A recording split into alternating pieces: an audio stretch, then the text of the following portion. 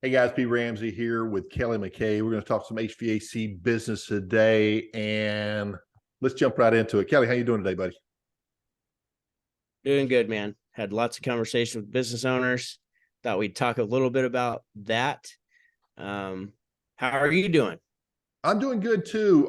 I've been having a lot of conversation with a lot of business owners. I've been having conversations. Fortunately, I've got some technicians that are close to me, and they call me with their complaints that they're afraid to tell their bosses, and you just can't tell the boss because they know everything, right? And so I'd like to mix that into our conversation a little bit too. But you were saying something before I hit record about how these well-disciplined service technicians that are very successful when they work for somebody else, something Mm-hmm. happens when they go out on their own. Can you elaborate on that a little bit? Well, I can't completely elaborate on it. See, my position was different. When I started my business, I worked for like a little mom and pop. Like things were different 14, 15 years ago. Flat rate was barely a thing. There was only a handful of businesses that used flat rate. Everyone else was time material.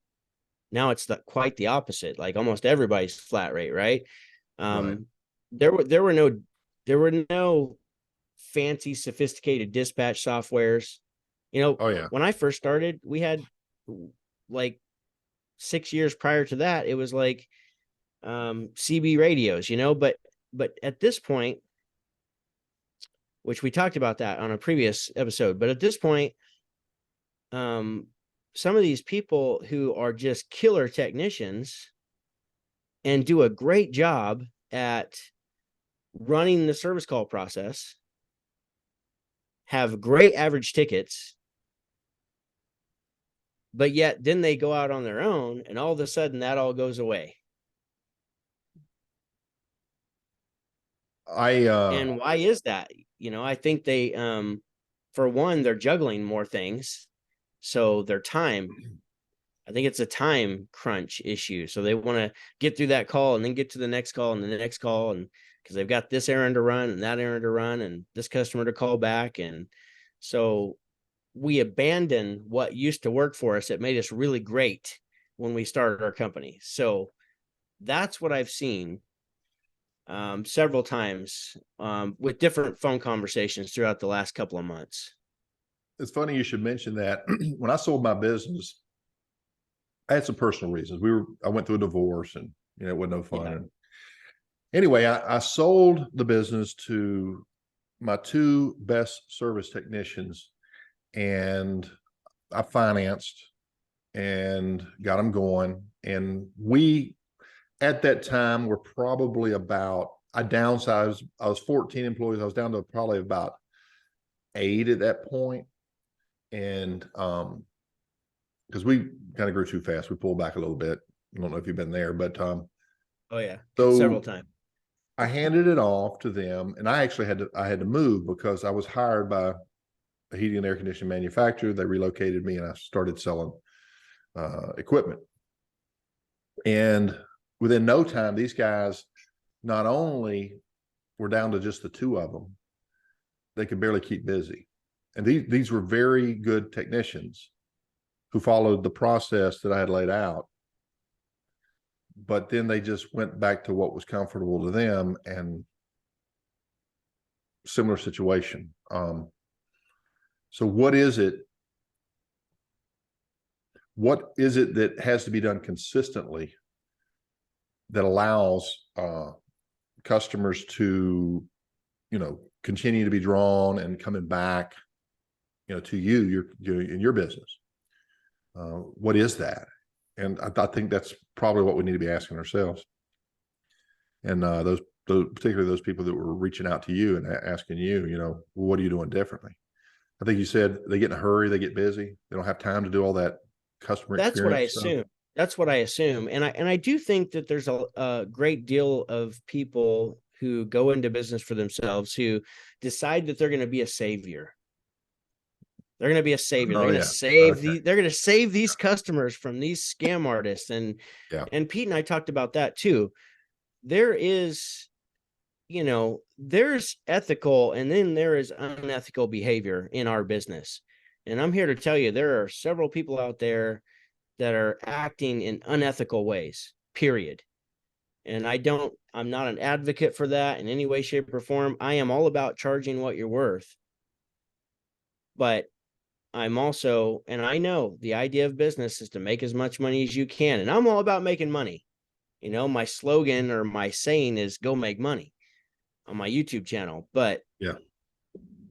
but, But you know, there is in our, in my humble opinion, there, it's not just about reaming a customer every single call either.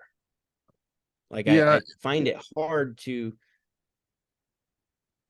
it boggles my mind that some people can sleep at night charging what they charge. yeah. And However, doing, that's a totally different path that we're not really talking about right now. I just wanted to touch on that, but well, no, I mean, you're going back to what you said when you started business. There were only a few years out of using CB radios. I worked for a company that had those. They had the tower, and we just gone over to the 800 megahertz handheld. Those are pretty cool, and that's how we communicated. yeah, Because we'd gotten away from the beepers. We didn't need those anymore, and cell phones weren't quite affordable enough.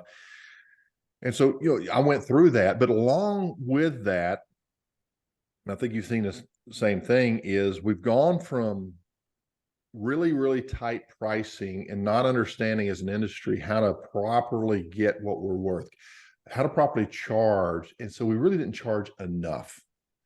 And then as things continued to progress and we got some education, we realized, well, we can charge a little bit more. And so I remember seeing, you know, an installation GP, anything, you know, if you could do 40%, you're doing pretty good. If you're doing 50%, oh my goodness.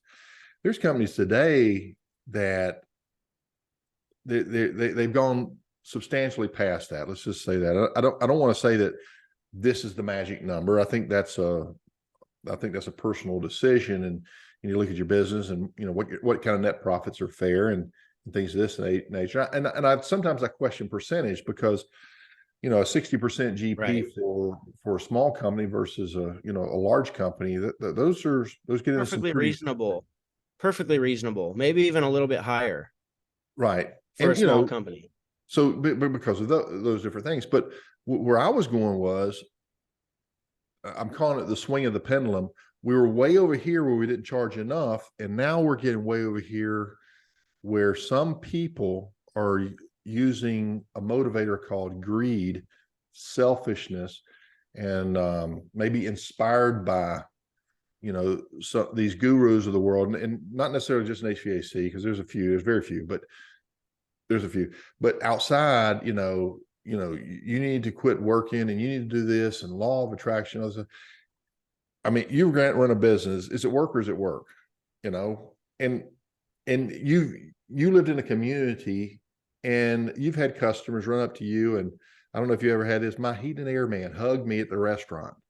You know, little old ladies and stuff like this. We were part of a community, and you know, we didn't want people looking at us while we're eating. You know, taking the family out. You know, that's the guy that ripped me off and charged me all this money and everything else.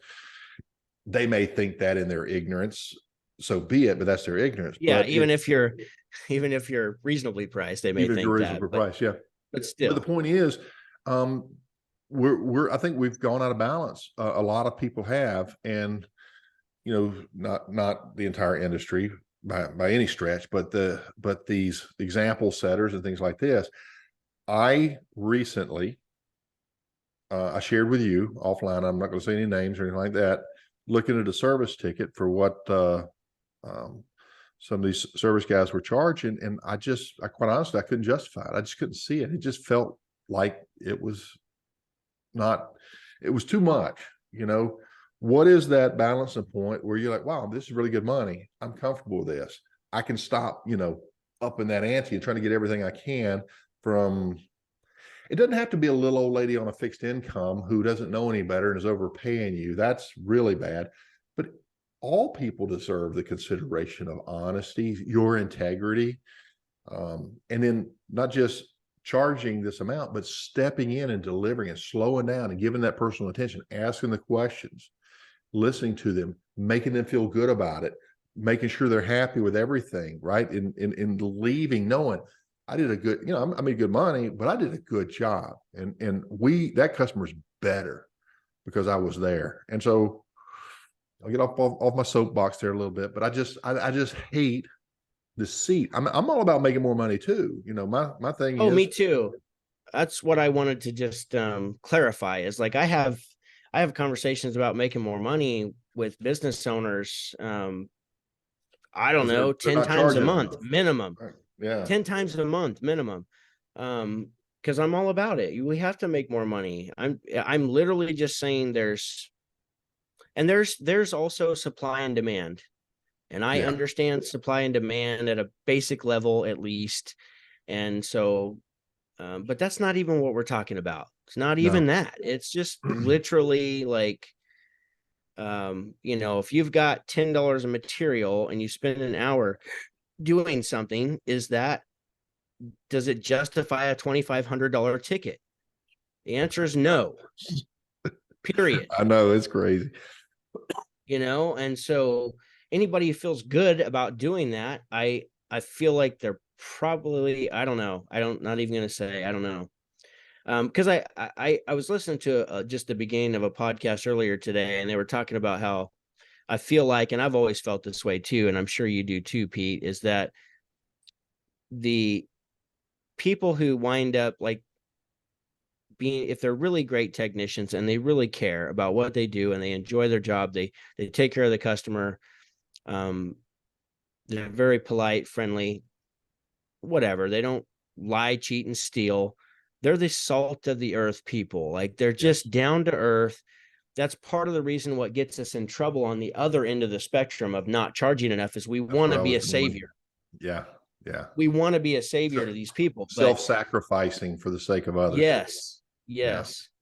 Yeah. I was talking to a friend of mine the other night, just yesterday, and he was saying that some sales trainer, I don't remember the sales trainer, but he was saying every time we don't charge enough, that you might as well just put their fan, like if you have a desk that you go to, you have an office, whether you spend much time there or not, if you have an office and you have a picture of your family, you might as well take your picture of your customer's family and put it on your desk.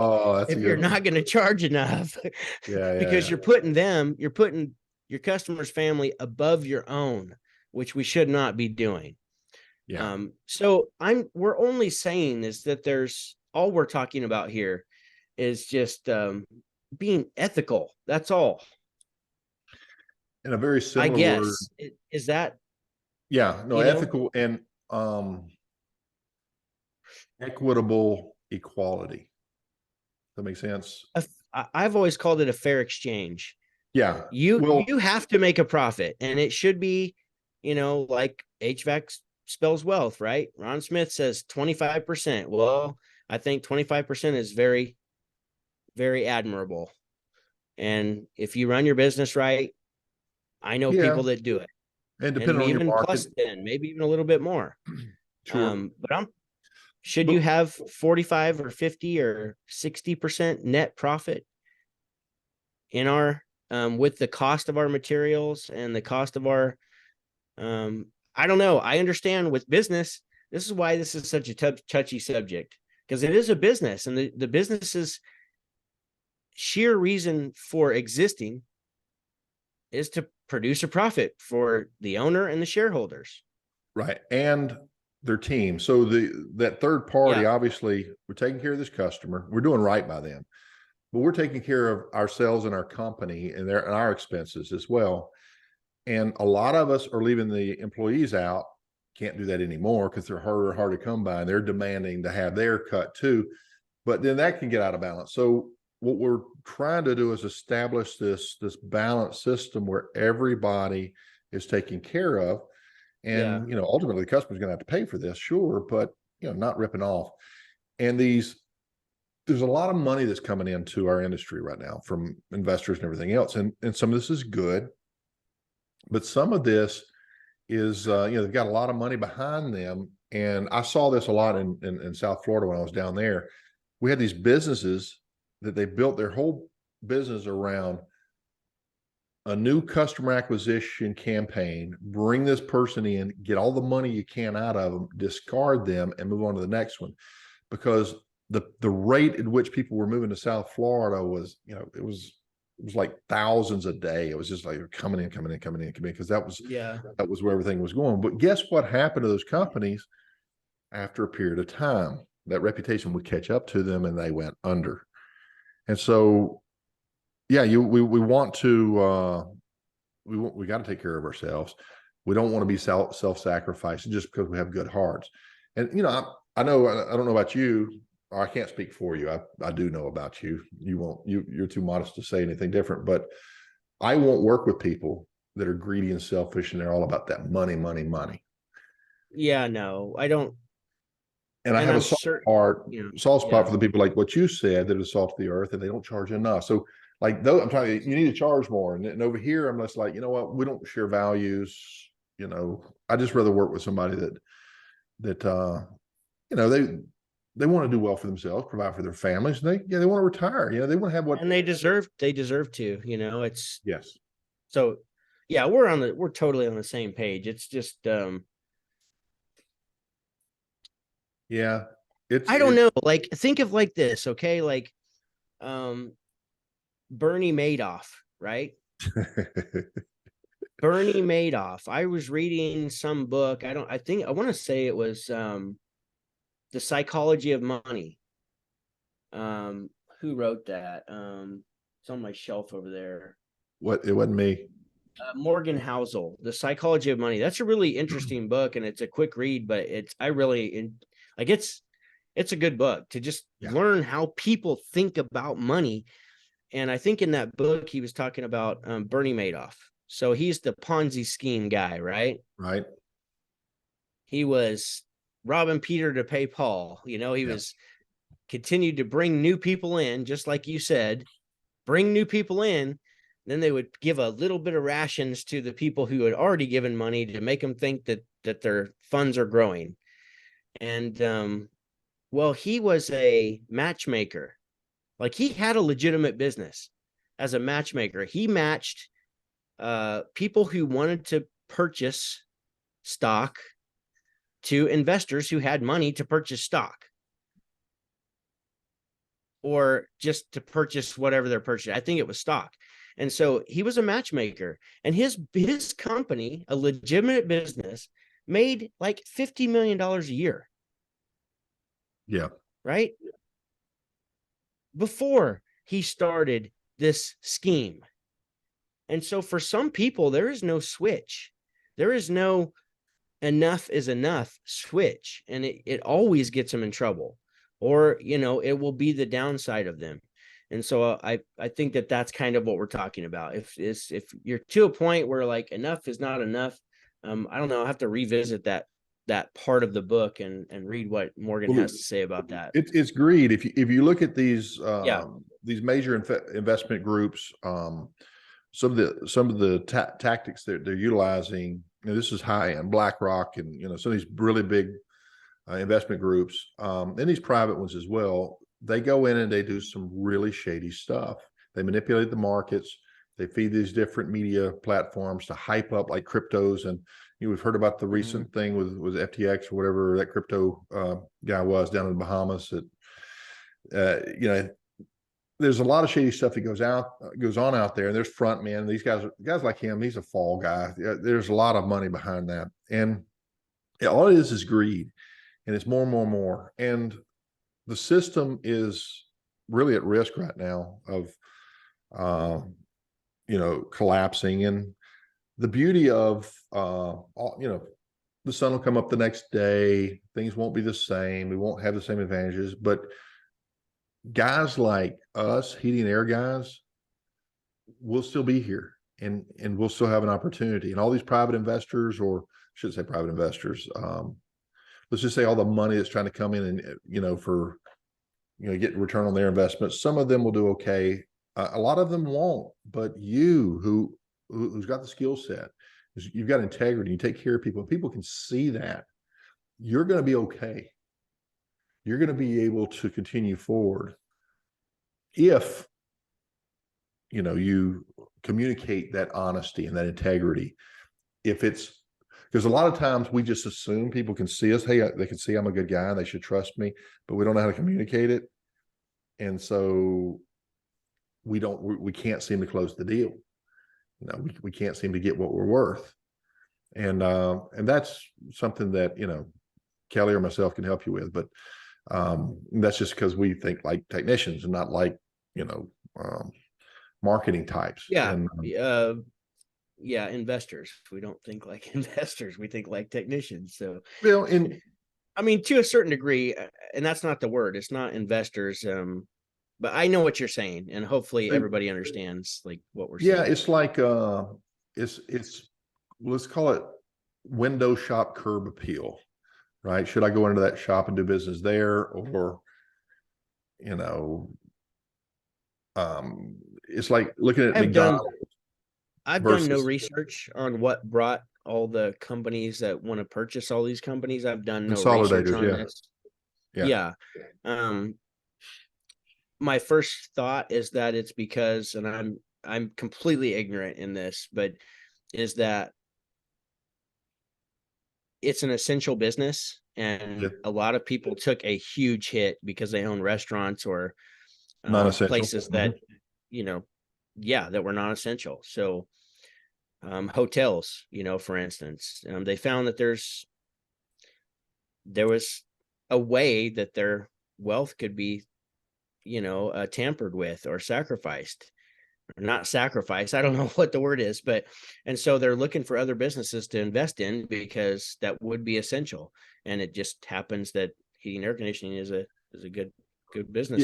It's something that needs to go on in spite of, some of these other things. And they created a category called essential services. And quite honestly, and we don't want to go down this rabbit hole necessarily, but we question a lot of what happened during all this and why, what was really going on, and who was really pushing this. But at the end of the day, that's irrelevant. We got to get up tomorrow and go make this happen. This is the hand we're dealt. And so going forward, we're going to have to compete with people with more money. And so we got to be smarter. We already have the advantage technically, right? You smaller guys, you've been in the field. If your employee can't come in tomorrow, you can jump in the truck, go do it yourself. You guys know this. Don't want to, but you can. And these investor types, they cannot. They can't find anybody and steal your customers away from you by paying them more money. We have to have a defensive measure for that. But they're going to steal your employees away, pay them all this money, but they're going to have to charge more money in order to be able to afford this and keep it going. $5,000 sign-on bonuses or more is what I'm hearing, or that's floating around some of the big metro areas. But this is why you build a culture, and this is why you got to stop thinking just about yourself and saying, "Hey guys, the company's having a hard time right now. I need you to go bill all you can," thinking that they're in, but what about them, their family? Are you giving them their 40 hours? Or are you sending them home early? We talked about that one week, sending them home early, cutting their hours, and not realizing you're sending them to your competition to apply for a job because they need their 40 hours. They need to make money too. There's a lot of different variables, is all I'm saying. We can go 100 directions. 100 different ways. But integrity, that was the bottom line. Integrity means, doing right, not just for yourself, but for others, and not just for your employees and your customers, but for your family and those, because you're not a sacrifice. You're not the sacrificial lamb either. So, I mean, a lot of internet marketing type businesses, they can have, or if it's intellectual property businesses are great businesses because there is, high gross profits and minimal expenses to deal with. So it's a great business. With our industry, we have so much expenses. I mean, like 25-30%, just in equipment expenses of your total revenue.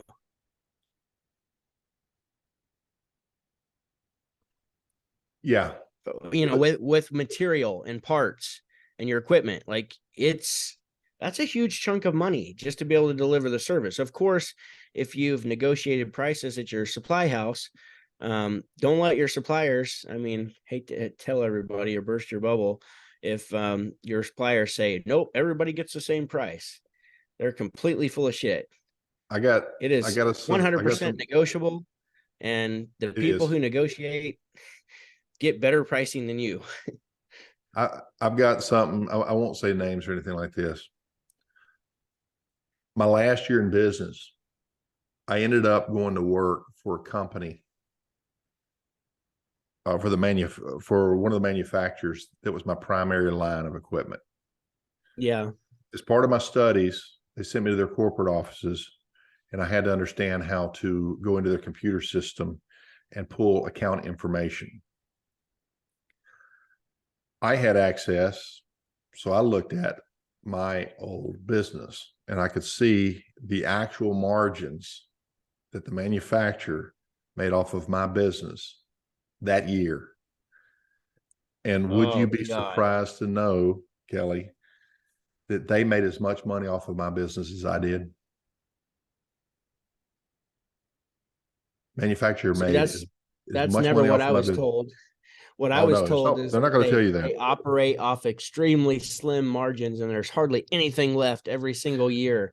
Well, depending on how they do their bookkeeping, it can be that way, because you got to understand the manufacturers here, but yet there's what they call transfer costs over to here, and they have to operate with their own budgets as if they're an independent or wholesaler and this, that, and the other. But they do these little games where they go in and they have what they call a competitive discount quote, where they go back to the manufacturer, get a quote, come in and basically are able to move these numbers around and slide because of new construction and competitive things like that, or in competitive markets like Miami is just like stupid low.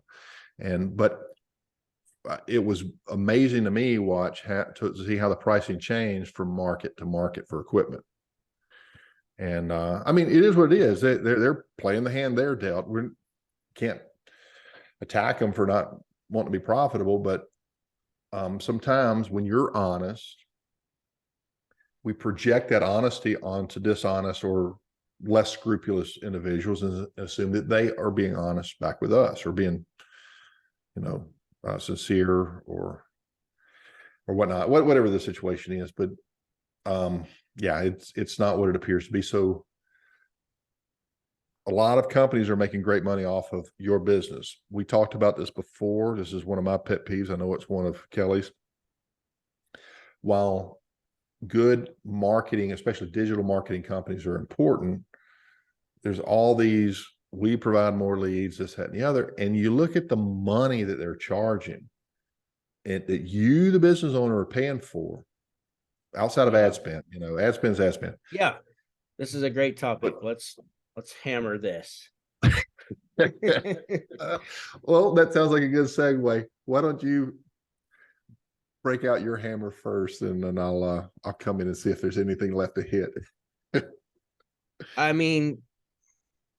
do coaching. You have programs and coaching. So there's only so many of us. There's only so many marketing companies also in our space. And one thing I can tell you is that without question, I don't care how bad a coach is, there are internet marketing companies out there that are doing far more damage than any coach, period. Way more damage. They're robbing people blind, and they're providing no support along the way. And they're suckering them into contracts, and they're stealing their domain for their website. They're just scoundrels. And so I don't have anything nice to say about most of them because they're I trust a few. I trust a few, and it's a Sure. very small stack of people. And Yeah. and I'm yeah, sorry. that's what I have to say about that. They're overinflated pricing. Here's the thing. If a marketing company wants to charge you $4,000 a month or $5,000 a month, some bullshit to get you leads, okay, that marketing company has no idea what you have to go out and do to produce enough money just to cover that 4,000 a month or 5,000 a month. They have Zero. no idea. They sit at their little computer and peck their little buttons and whatever. And I'm telling you, they have no idea how much equipment has to be moved or how much, Our how many late apologies to night the good calls have to marketing be companies ran. out there. No, No. no. Go ahead. Except for the few. And you guys know who you are because Yeah. we've talked multiple times, and I Sure. hire one of you guys for my own stuff. Right. So I trust you guys. You guys are good. Yeah, but it There's a is what bunch it of other is. ones that are not.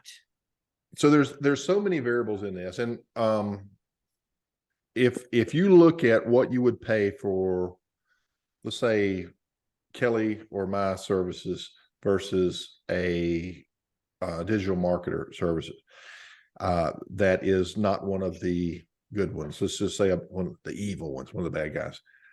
You're going to pay them probably more than definitely more than you're going to pay us. And And what do you get once that's over? you get An empty bank account. you you don't get what you think you're going to get. You get what you're asking for, and that's leads, and that's all you get. They're not quality leads. They're not appropriate sometimes. Most of the time, you don't even get that. Most of the time, you don't even get that. Come on. But as far as their actual time and skin in the game, it is a fraction of what you would get. And I'm not selling business coaching here necessarily, but it would be a fraction of the time that we would spend helping you get things right. Now, granted, these are they're both important, but I say, do we want to be spending money for just more leads and just take the same dysfunctional machine that we've got where we're not getting enough money, we're getting the wrong kind of leads, and what do? We try it harder and faster. We throw more money at it, right? So just put more money, you'll get more leads. But a savvy business operation, they want leads. They'll pay for leads. Why? Because they have a lead conversion precise machine. We don't. Lead conversion to us is just doing what we've always done. But true process is everything from, not just your marketing message, but the way that telephone is answered, what the customers brought through. We're prepared for every potential objection they could throw our way from the very first moment that we're interacting, be it online or in person on the phone, all the way through the process. These are savvy things that you can do in order to get conversion. So leads in of itself, that's not even a sale. That's paying a lot of money for somebody to call or visit your website or call your phone number. That's it. Yeah. The rest is on you. Yeah. And like I said, I trust only a very small handful of them. I've hundreds and hundreds of thousands of dollars have been spent towards marketing, SEO. I think that it is Google ads. Collectively, it's the biggest parasite on our industry right now. Yeah, I think it's a problem. It's probably responsible for 50% of people going out of business. Honestly, if we're really freaking honest here, it could be even more. Well, if we're really responsible, this is what guys think they need. They think they need leads, more leads. I just don't have enough calls. I don't have enough calls. And then they get sweet talked by some marketing company that doesn't deliver results. and they put all their chips, they put all their cards down on the table, and when the results don't show up, they don't have a leg to stand on. Yeah. So So that would be a really interesting thing. I would love to know easy. what now. Breathe. I know you could argue, anyone could argue that it was the owner's decision to spend that money, right? But I'm just saying, it's out of sheer ignorance on the owner's part, and Yeah. that's what we're trying to bring into awareness here. Stop being ignorant. Well, it's hard because listen, I've had success. Yeah. You're sitting here telling, I don't need your coaching, sir. I don't need your input. I'm running a business, right? I know what I'm doing. All I got to do is turn up that lead machine, and I got it. You just provide me. These guys, they're getting your message in front of people who are looking for your services, and that too is affected by the weather because the pie gets smaller and smaller. In order to get more, you have to get a bigger and bigger piece of the pie. That means that requires spending more and more money. And so it is based on we, the business owners, ignorance. You, if you're listening, if you're listening, ignorance only means that you don't know yet. Yeah. But life teaches us the same lessons over and over until we learn the lesson. That's the pain and that precedes the gain. And so if you're going to burn yourself out and run out of business, this is the best way to do it, is to not to learn and adapt. Now, as you grow, as you get some time, you don't need to constantly feed this machine. You need to look at the customer base that you have and market there. Or back to what Kelley was saying at the very beginning, you used to work for somebody else and you slowed down, you took your time, you found all these opportunities, one customer at a time. But now you just fix what's broke, walk by thousands of dollars of opportunities potentially, and run to the next $250 repair, right? And then complain you don't need to have enough leads, and you're running. It's self-sabotage without realizing that we're doing it to ourselves. We are our own worst enemies because we think we can do it ourselves. We don't ask for help, and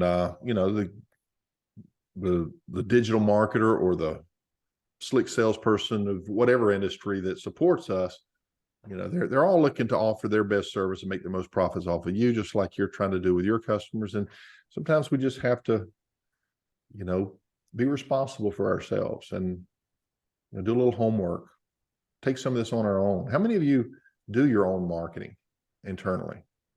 Part of the reason I'm so passionate about this is because I've wasted so much money on internet marketing. Me too. Yellow Pages was the demon back in the day. Oh my God. Just complete waste. Waste. They had these big Yellow Page ads, and I forget how many thousands of dollars they were a month. It was just crazy. I got locked into one time. Oh my gosh. And they do this trick where, you're up front, and the next year, if you don't take this deal, they're going to throw you all the way back. And it was just, there is I'm not going to say the name, and I'm trying to think of the name and I can't even remember it. But I got to go to a trip to Monaco, Paris, and it was literally like, I'm very blessed and fortunate that happened. My the sales manager at the supply house had spent a ton of money, not just on our ads, but all the other dealers' ads with this one marketing company. And, they did commercial, they did digital, they did all forms of advertising. Because it was a marketing agency. They radio, okay, all of that, Right. And so probably billboards. Old school. Yeah. Yeah. And so, for whatever reason, we had a great relationship with our supplier, and that sales manager was offered that trip, him and his wife, and they had already done a bunch of traveling. And he just called me out of the blue and he said, "Kelley, I want to offer you and your wife this trip to Monaco, nice, free of charge." Nice. Love it. And so I was like, yeah, that's awesome. We'll definitely do it. Thank you so much. And I went on this trip with 60 other people. That was all expenses paid, to Monaco, France for like 6 days, 5 nights or something like that. And this company, this digital marketing agency, does this every single year. I think they do it twice a year, every year. They take all of the people who spent the most money with them on these exotic trips. So my thing is, how much are we being overcharged for all this shit to be able to afford that? I mean, that's a great thing for your customer. I'm not saying it's a bad thing. I mean, who am I to complain? It was free. Even though it wasn't mine to begin with, it was, very blessed to be offered that. And I absolutely took it. And so I'm not trying to complain here. I'm just saying that this company does this like twice a year, every single year for many, many years. And they go to all over the place. They go to places, they go to Egypt, they go to Rome, they go to wherever, Spain. They go all over the world. Yeah. And so I used to work for some of the manufacturers, and I know that they started doing it less and less. So I don't even know what they do these days, but they would send some of our dealers manufacturer over, trips. yeah, to some really exotic areas, but they were only the bigger dealers who heard us hit us. Now I traveled with I went on a couple of those, but like with us, like with, my small capacity, I was just a territory manager at that time. I went and accompanied dealers to Vegas. I accompanied dealers on a Caribbean cruise, like real small thing, and or go to a golf resort in the beach and do a long weekend there, stuff like that. But as far as these international things, they were pretty much big dealers and up that were doing that, and they kept their big dealers happy. So, well, I can tell you from the trips that I was ever offered, from the years and years that I was offered trips, that you could, like, one of them was in, I don't know, trying to think of the place. It doesn't really, it was like in Jamaica. Let's just say Jamaica, right? Some like Atlantis, the all-inclusive Bahamas, resort. we did that one time. Yeah. Yeah. So some all-inclusive resort. Right. Well, I'm here to tell you that what they charge for that, because they do charge you, even though you buy equipment from them, it's like discounted. They what they were charging to go to that, after I had already spent $400,000 or $350,000, worth of business with them. I could go myself. I could buy my tickets. I could go book the room at the all-inclusive resort. I could go by myself for less money than what they were charging the dealers to go on this free trip, because there's still expenses that you have to pay for, unless you're doing $1 million or $2 million or $5 million. And, I'm sure those guys get it free, like completely free, but not the smaller guys who are doing, 100,000, 200, 3, 4, 500, 600,000 in sales with that particular business. It always costs something. Yeah, and they do these other things, especially on the smaller dealers that are newer and they don't know any better. First of all, they charge way more GP for you little guys. They're making way more money off of you. They'll force you into being, you must be 100% our product or 90% our product, and there's no way they can enforce that stuff. They'll do that. They'll force you into their advertising use campaign. A persuasion technique on you. Pretty much. An influence technique. You have to be part of our group advertising for brand awareness in this area. Basically, they're letting you pay for their brand recognition, I don't want to say a name because don't want to get sued, but you know what I'm saying, whatever brand you happen to sell.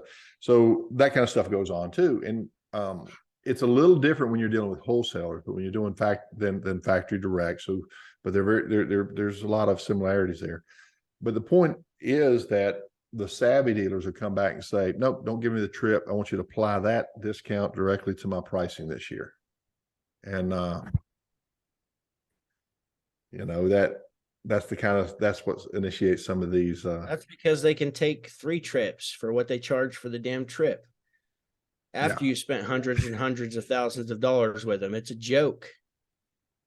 Well, and it was like, and I went on like 3 of these trips, and I'm still complaining because it's still a joke.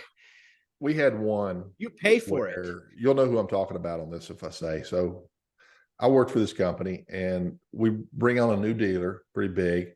They'd fly the corporate private jet in, pick up myself, a couple of the customer and his wife, another territory manager, and that couple, and fly us over to the manufacturer, have lunch, do a little factory tour, then fly into the corporate offices, and which is in another state. I mean, we're going all over the country here, and we're talking private jet, champagne, everything else. You meet the corporate executives.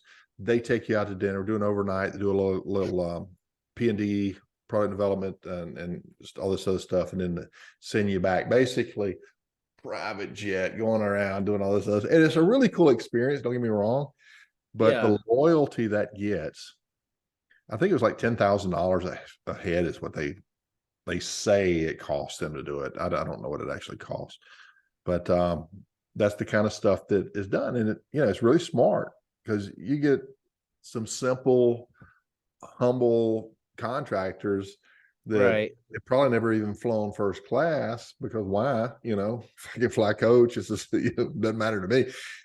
Then all of a sudden they're doing that. It's a thrill, and they leverage that, and they get a lot of loyalty off of that. So they get to feel like they're a big shot for a short period. Yeah, people buy for emotional reasons, then they'll justify it for logical, and so they engage your emotions, and it's pretty well thought out. But anyway, that's good reminiscing on that kind of stuff. Yeah, like I said, I've taken lots of those trips, but I'm just saying what they charge, because there was always a charge. It was never free. You're paying for it, yeah, and then some. Yeah. So yeah, co-op's the same thing. So think before you go. Like, I know and here's the thing: my wife didn't like going to those because I just talked business the whole time.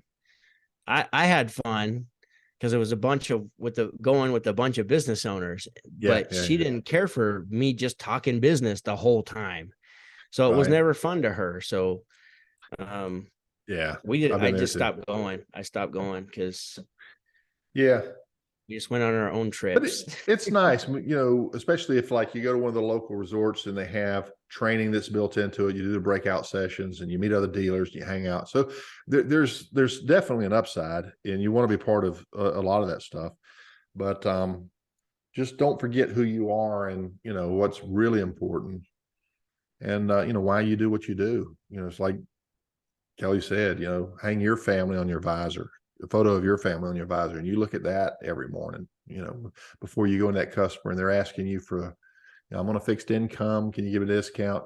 Tell me a customer that's not on a fixed income. We all have financial limitations, and that used to irk me. It didn't at first. I fell for it, but asking me for a discount when I would never ask, like I said, the roofer to come out and redo my roof, for him to give me a break. If I didn't have the money, I'd go to family or something I wouldn't do that, but they did it to me nonstop because they learned what works. So, customers are customers. Choose your customers wisely. Same thing with employees. Same thing with vendors. So it's a rude awakening when you get out in the business world. You are a sharks. Soon as you hang your shingle or whatever you want to call it for your business, like it's you're a target. You are an absolute target, and people are running and gunning for you, and they want to rip you off. That's the bottom line. Join LinkedIn and watch. LinkedIn, Huh? and I was gonna say get on LinkedIn and just watch nonstop. You know, oh gosh, everybody's gotten into coaching. Ours is very niche, but I get hit for nonstop on coaches on this, that, and the other. I don't know if you do, and or because of my HVAC bit, HVAC greatness, I'll get how would you like more leads? I get that a lot, but it's just Yeah, nonstop. I get And it from YouTube. it's YouTube, Facebook, and probably Instagram, and I don't do TikTok, but that I opened up a TikTok account and I found out about the privacy and I just backed out. I was like, you know what? I'm just going to stay on YouTube. Facebook is where I'm mostly at these days, but YouTube Yeah, and Facebook, and maybe I need to pick up Instagram, but just keep it simple and watch out for the sharks. They're out there. And they do kind of they're ruin it for the everywhere. honest ones, They're everywhere. And so, yeah, I I don't know. I mean, I charge a lot for my coaching. Everyone knows, like I charge a lot. And, I mean, not but really.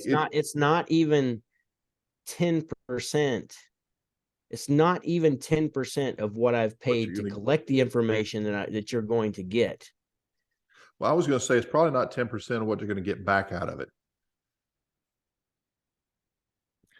Oh, what you're going to get back out of it's going to be like 20x what you spend. Okay. That's where I was at. So 5%. So yeah. It seems like a lot of money, but if you start implementing this stuff and you start seeing the money come back in, it pays that's for just itself. In 1 year. With this stuff, that's the thing about like wasting money on a marketing company that screws you over versus gaining intellectual knowledge about how to be better in your business every day. Once you learn that, that never goes away. You get to make money on that for the rest of the time that you're in business. Right. It's like the utility not just company, for the month. Not just for the month that you dumped $5,000 into an SEO campaign or Google ad campaign. Let's do it again next month. Right. Yeah. That didn't give you jack squat, So, it just makes no sense. Well, and these are very smart, primarily young men. That's who I talk to, young to middle-aged men who are ready to start their own business. I remember. They're smart people, extremely intelligent. Sure. Well, but they're just stuck on this concept of wanting more leads. Well, yeah, they call that in marketing your oxygen. What is it that you can sell to them that it's their oxygen. I need it now. I need it now. And it's basically money, right? Because that's what makes everything work. Well, where do I get my money? Well, I got to get the customers. I got to get the leads. So they become your oxygen, and you just feel like you can't live without that. And you do need oxygen, but it doesn't have to come at that price tag. And it doesn't have to come through, one of those type of companies. Now, you should be affiliated with a good marketing group, but you should should take accountability on your own marketing messages. Who you are, what is your identity, how do you position in the market? Are you just another heating and air company? Why in the world would I pay you more than the other one? They got a license, they got insurance. The same inspector is going to come to my house, whether you do it or they do it. Same equipment. Why should I pay you any more? This is the kind of stuff you got to dig into, guys. And you invest in that and you figure that out, then you carry your message out and pay somebody to advertise it. Sure. But if you just leave it on them, they're just going to get you leads. Maybe. And then, are they the right leads? What are the temperature of those leads? Have they been warmed up, or they just arrive? How's the phone being answered? How are these leads being handled? That's the second part of it. Like, you can get as many leads as you want, but if you don't book calls because you don't know how to work your phones properly, or you don't, either you personally, or you don't have somebody hired who knows how to work the phone, how to, then it's all a waste. It's devil's advocate. Okay. I answer the phone fine. Kelley, is Pete's Heating and Air. And he asked me how Yeah, much for a service call, and I told him. He said, thank you, and hung up on me. What am I supposed exactly. to do? What am I supposed to do, Kelley? I'm throwing you on the under the bus here a little Go bit. bankrupt, because that's what you're gonna do. I mean, Oh, it's so am I, you yeah. know, am I You not want me answering to the answer phone? like what are you supposed to do? Well, um, don't give Don't give away don't your give secret sauce here, but yeah. am I doing something wrong by just saying Pete's Heating and Air? And they ask me for what my service call is, and I tell them, and they thank you, how much for Freon, and I tell them, and they hang up and say thank you. Well, and there's no secret sauce to building value before you give a price.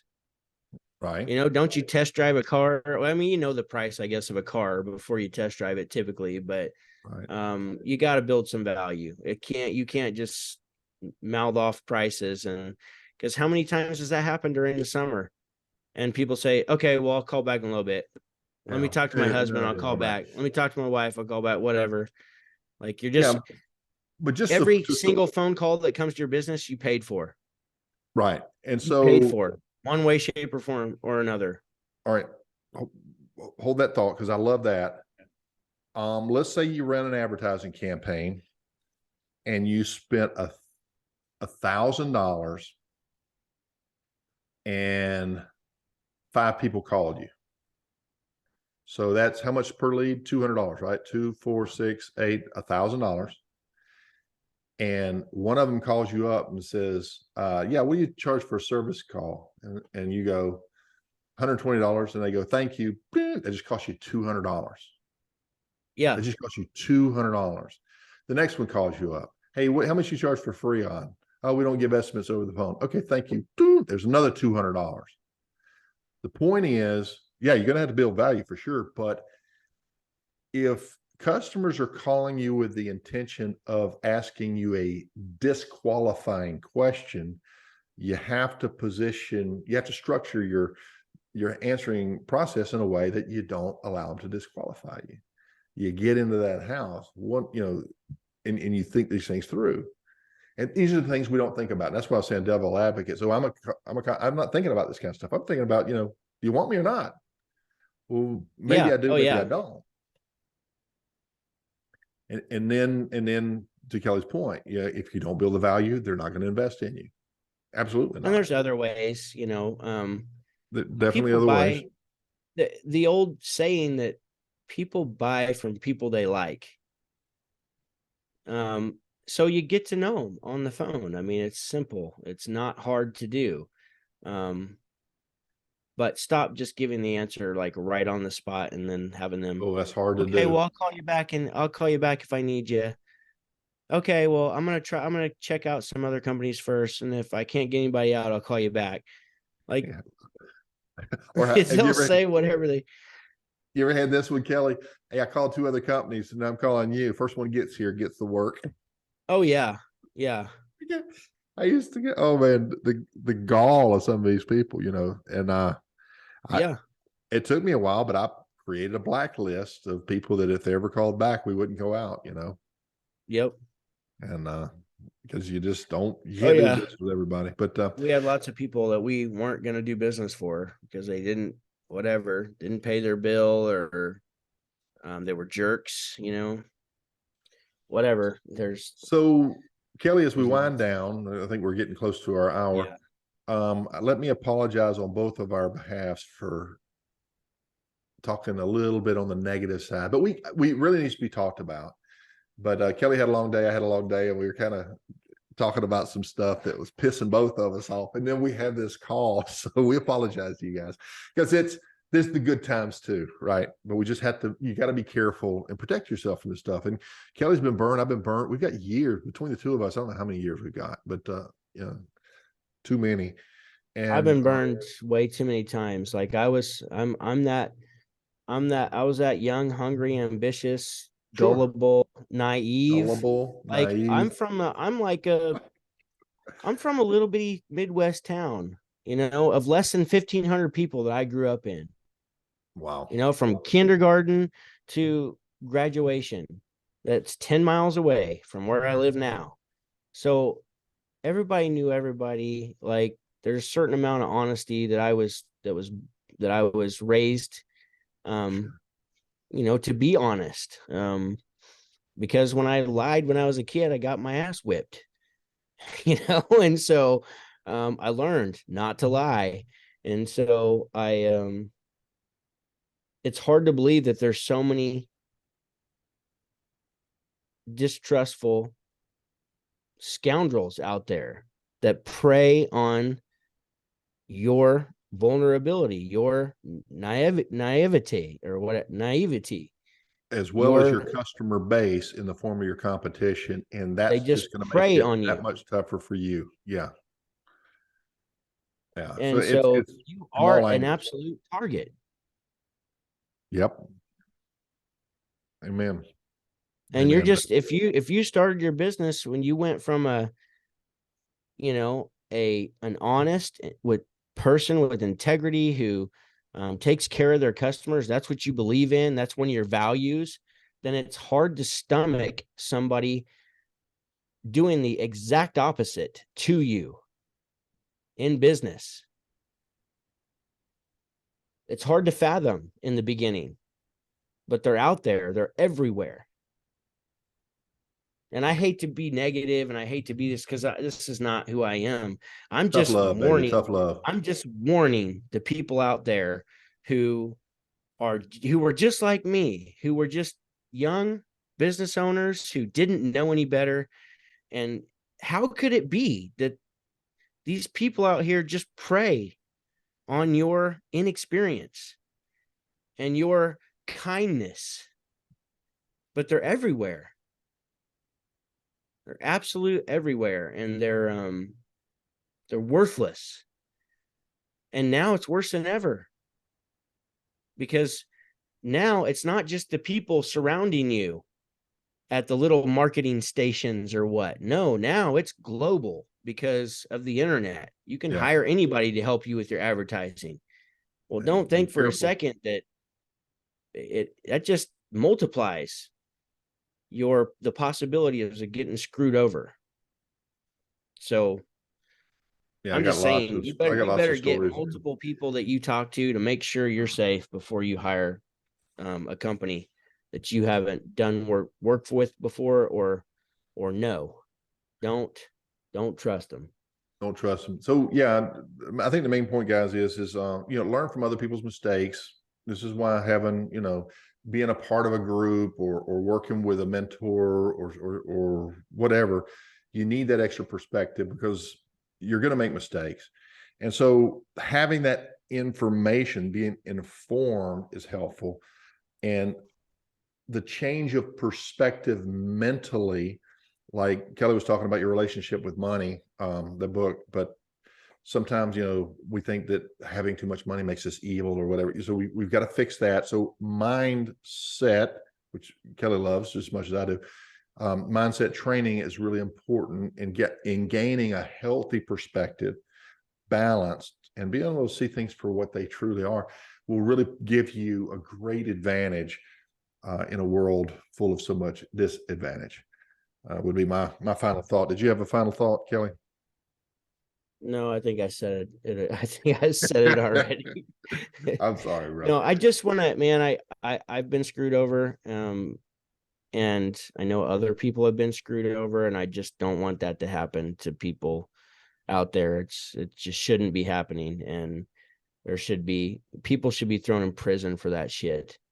And so it disgusts me, and I wish there was something more that we could do. We've all been ripped off. Yep. Again, expensive lesson, but it's really expensive if you let it happen again and again and again. Learn, adjust, prevent. And but don't let it hold you back. There's good people too. So. Oh yeah. Yeah. Just do your due diligence. Ask around. Read some reviews. Get busy on asking some of these Facebook groups. Like, people will tell you. Most people will tell you. Yeah, just be sure you take opinions from people that you do know, because they pay opinions now. They pay for reviews a lot of times. I mean, Yeah. some do. Some do. Yeah.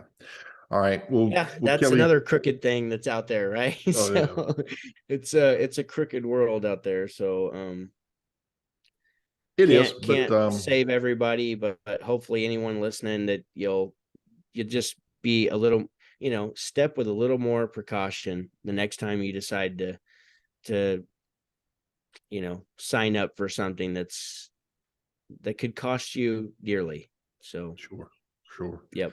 We All need to right, come guys. up with a, oh, I shouldn't open up my mouth. We'll come up with a list of preferred vendors that are safe. They meet the Yeah. Pete and Kelley, these guys are okay. But Yeah. anyway, a topic for another one. Well, guys, we appreciate you tuning in. Hope you got something out of this. We'll see you on the next one. We're going to continue to do this, and just watch the playlists on both of our YouTube channels for now. And we may roll this into something even bigger at some point, depending on how much response we get. So if you value this, let us know. And in the meantime, we'll catch you on the next one. Good enough? Yep. Bye-bye. See ya.